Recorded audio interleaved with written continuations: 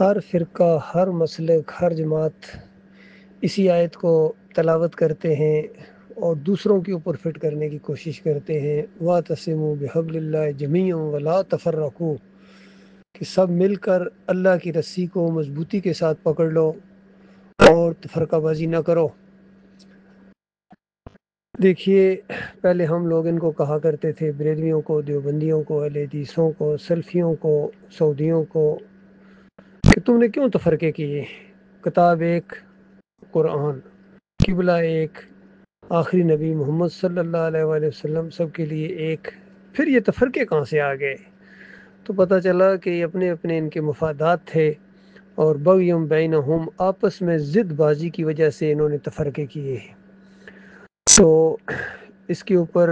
Doctor مسعود الدین عثمانی رحمۃ اللہ علیہ بھی بہت زور دیا کرتے تھے۔ جو توحید کی آواز اٹھی اور اس فرقہ بندی سے لوگ نکل کر ایمان خالص کی طرف آئے، مومنوں کی ایک جماعت قائم ہوئی، حبل اللہ قائم ہوئی، اللہ کی رسی کو پکڑا انہوں نے، سارے فرقوں سے نکلے۔ اور پھر ڈاکٹر صاحب زور دیا کرتے تھے ان کو کہ دیکھنا، اب تم فرقوں کے اندر نہ بڑھ جانا، بڑے دل کے ساتھ معاملات کرنا، کھلے دل کے ساتھ مومنوں کے سامنے بچھ جانا، اور کفر و شرک کے ساتھ تم نے ایک چٹان بننا ہے اور طاغوت کو للکارنا ہے۔ کچھ عرصہ تو یہ معاملات چلتے رہے، لیکن آہستہ آہستہ پھر شیطان کا وار ہوا۔ انہوں نے اپنی علیحدہ علیحدہ ٹکڑیاں بنائیں، اور ایک دوسرے کی ضد کی وجہ سے، چلو پہلے تو کچھ لوگ نکلتے رہے، ڈاکٹر صاحب کی زندگی کے اندر کمال عثمانی مساجد اور ساتھیوں کی اکثریت کو لے کر نکل گیا،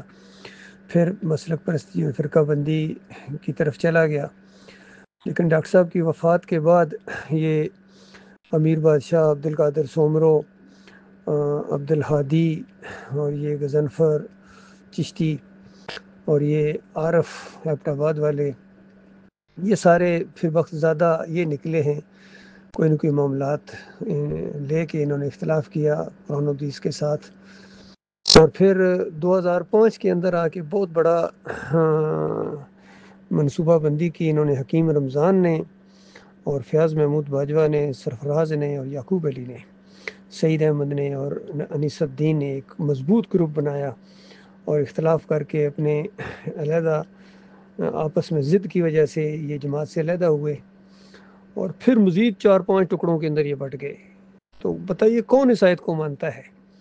کوئی بھی اس آیت کو حقیقی معنوں میں ماننے کے لیے تیار نہیں ہے۔ آج یعقوب علی ہوں، اختر بیگ ہوں، فیاض محمود باجوہ ہوں،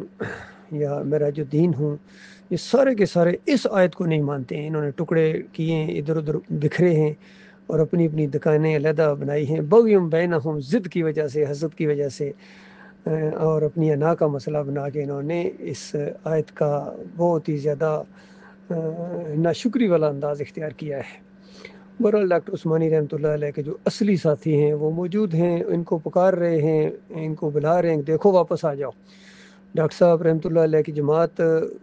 بالکل اسی انداز سے قائم ہے، یہ تعداد اوپر نیچے ہوتی رہی ہے، لیکن وہ جو نظریہ ہے، وہ موقف ہے، اس کے اندر کوئی تبدیلی نہیں ہے،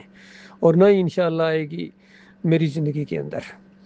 اس پر بھی ذرا تانے دیتے رہے ہیں۔ بھائی جب ساری باتیں موجود ہیں، ڈاکٹر صاحب کے کلپس موجود ہیں، تشریح موجود ہے، تفسیر موجود ہے مومنانہ، اور موقف موجود ہے، رائے موجود ہے، اجتہاد موجود ہیں، پھر تم اپنی علیحدہ دکانیں کیوں بناتے ہو؟ سارے لگے ہوئے ہیں، اپنی اپنی چلا رہے ہیں،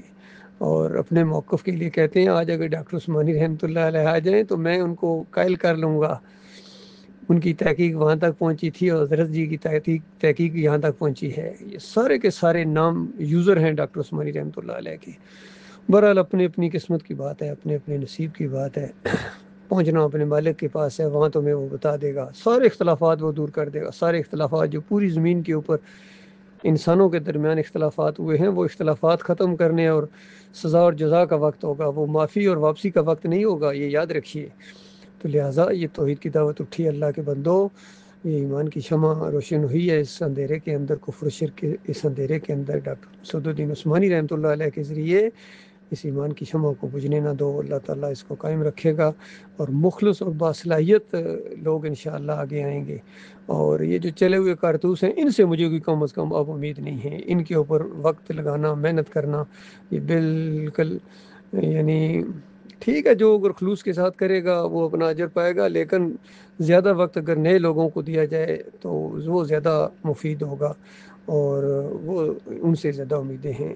کہ اللہ تعالیٰ کے دین کو، کیونکہ مالک کا پہلے سے ہی وعدہ ہے کہ ایمان کے تقاضے نہیں پورے کرو گے تو مالک کی نگاہ میں تم مرتد ہو۔ مالک ایسے لوگوں کو لائے گا، سورہ المائدہ کے اندر کہا کہ جو اللہ سے محبت کریں گے مالک ان سے محبت کرے گا، اللہ کے راستے میں جہاد کریں گے، اور کسی لان تان کرنے والے کی لان تان کا بال برابر بھی وہ پرواہ نہیں کریں گے۔ جو مرضی کرو، عیب لگاؤ، تانے لگاؤ، الزامات لگاؤ، جھوٹ باندھو، تم اپنی گٹھڑی کو مضبوط کر رہے ہو، گناہوں کی گٹھڑی کو۔ مخلص مومنوں کو تمہاری برکہ کے برابر بھی تمہاری پرواہ نہیں ہے، بلکہ وہ اس راستے میں ان چیزوں کو پھول سمجھتے ہیں، تحفے سمجھتے ہیں اللہ کی طرف سے، کیونکہ دائی نے یہی کہا تھا کہ اس راستے میں آئے گا، اپنے بھی اور غیر بھی سارے قیامت برپا ہوگی، لیکن تم نے جمے رہنا ہے جمع مردو، چند دنوں کا یہ معاملہ ہے، آخری سانس کے ساتھ ایک موڑ ہے تمہاری موت، اور اس کے بعد وہ ایسی حسین منزل آئے گی کہ جنت کے دروازے تمہارے لیے کھول دیے جائیں گے۔ اللہ تعالیٰ ایسے خوش نصیبوں کے ساتھ ہمارا زندگی میں بھی رہے، رابطہ دوستی ان کے ساتھ ہو، یہ ہمارے اصلی بھائی ہیں، اصلی ساتھی ہیں۔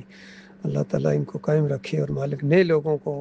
اس دین کی طرف آنے اور اس کے تقاضے پورے کرنے کی توفیق عطا فرمائے۔